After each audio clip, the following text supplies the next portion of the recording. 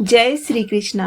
आज का दिन आपके लिए बहुत ही अच्छा, सुख और आनंद से भरा हुआ जाए, यही मैं प्रभु के चरणों में प्रार्थना करती हूँ।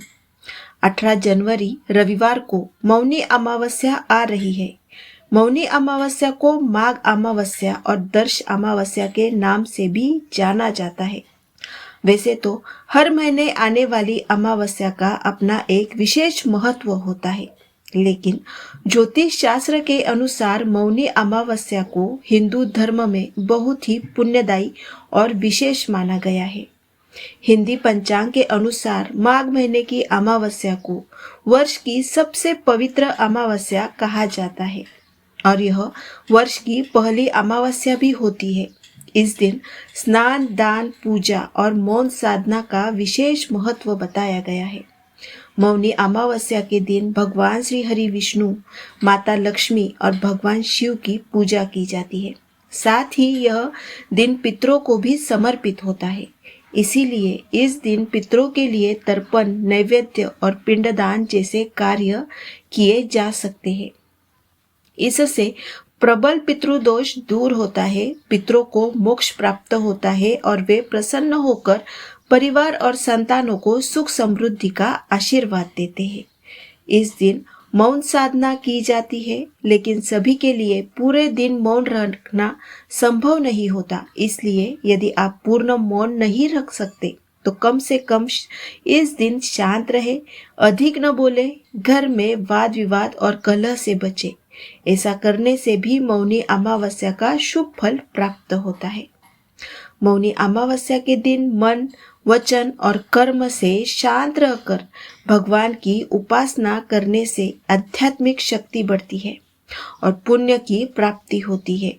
यह वर्ष की पहली अमावस्या होने के कारण इस दिन सर्वार्थ सिद्धि योग भी बन रहा है, जो सभी पाप, संकट और बाधाओं को दूर करने के लिए अत्यंत महत्वपूर्ण माना जाता है।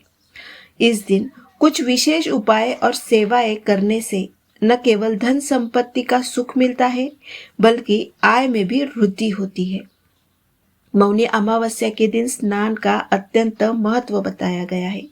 बहुत से लोग गंगा या त्रिवेणी संगम जैसे पवित्र तीर्थ स्थलों पर जाकर स्नान करते हैं, लेकिन सभी के लिए वहां जाना संभव नहीं होता। इसीलिए घर पर ही स्नान के पानी में एक विशेष वस्तु डालकर स्नान करने से गंगा या त्रिवेणी संगम में स्नान करने के समान पुण्य प्राप्त होता है। इस उपाय से जीवन के शत्रु नष्ट होते हैं, 7 पीढ़ियों का पितृदोष समाप्त होता है, परिवार पर कोई बड़ा संकट नहीं आता और मन की सभी इच्छाएं पूर्ण होती है। अब सवाल यह है कि कौन सी वस्तुएं हैं जिन्हें मौनी अमावस्या के दिन स्नान के पानी में डालना चाहिए और किस समय स्नान करना चाहिए। यह सारी जानकारी मैं इस वीडियो में देने वाली हूँ, इसीलिए वीडियो को अंत तक अवश्य देखें।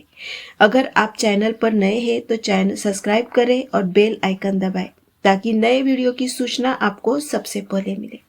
वीडियो पसंद आए तो लाइक भी जरूर करें। यह उपाय आपको रविवार मौनी अमावस्या के दिन करना है। छोटे बच्चों से लेकर बड़े सभी लोग यह स्नान कर सकते हैं। यदि संभव हो तो किसी पवित्र नदी या तीर्थ स्थान पर जाकर स्नान करें, अन्यथा घर पर ही बताए गए तरीके से स्नान करें। यह स्नान आप ब्रह्म मुहूर्त में भी कर सकते हैं।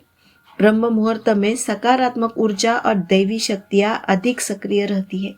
इसीलिए सुबह लगभग 4:30 से 5:30 बजे के बीच स्नान करना उत्तम माना गया है।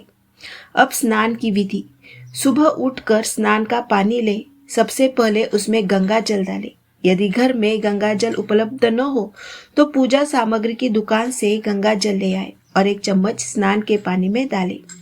इसके बाद 1 चुटकी नमक डालें, इससे नकारात्मक ऊर्जा दूर होती है। फिर 1 चुटकी काले तिल डालें। काले तिल पितरों की शांति और पितृदोष निवारण के लिए अत्यंत आवश्यक माने जाते हैं। इसके बाद गुड़ का छोटा टुकड़ा डालें। गुड़ समृद्धि और धन लाभ के लिए बहुत प्रभावी माना गया है।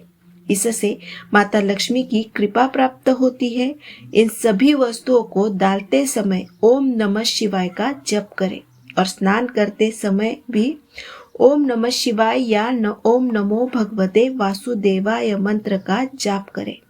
स्नान के बाद एक तांबे के लोटे में शुद्ध जल भरे, उसमें काले तिल डालें और दक्षिण दिशा की ओर मुख करके पितरों को जल अर्पित करें। दक्षिण दिशा पितरों की दिशा मानी जाती है। इससे पितृदोष दूर होता है और पितरों का आशीर्वाद प्राप्त होता है।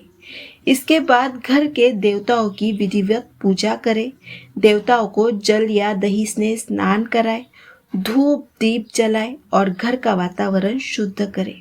इस दिन घर के कम से कम एक सदस्य को व्रत अवश्य करना चाहिए, जिससे घर के सभी दोष, दरिद्रता और कष्ट दूर होते हैं और सुख शांति प्राप्त होती है।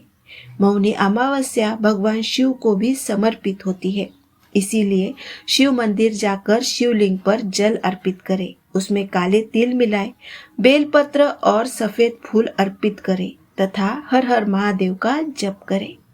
भगवान शिव बहुत भोले होते हैं। सच्चे भाव से की गई सेवा का फल वे अवश्य देते हैं। यह महत्वपूर्ण जानकारी मैं आप तक पहुंचाना चाहती थी। वीडियो अच्छा लगे तो लाइक करें, चैनल को सब्सक्राइब करें और इसे अपने मित्रों और परिवार के साथ साझा करें। फिर मिलेंगे अगले वीडियो में। धन्यवाद।